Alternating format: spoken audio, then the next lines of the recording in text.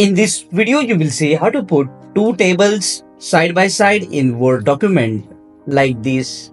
To place two tables side by side, first you need to click on the Insert tab, then go to Table and select 2 by 1 table. After selecting this table, click inside the table and then click on this small square icon to select the table.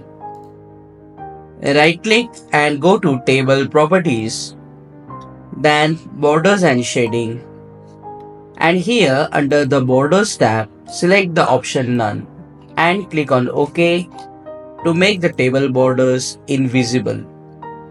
Now click inside the first cell and under the Insert tab, go to Table and select the size of the table you want.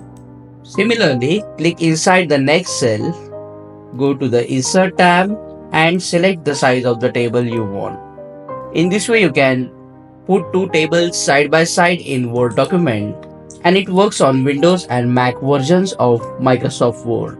Click on that like button, comment below and let me know if this video solved your problem. And don't forget to check out these useful videos related to tables in Microsoft Word.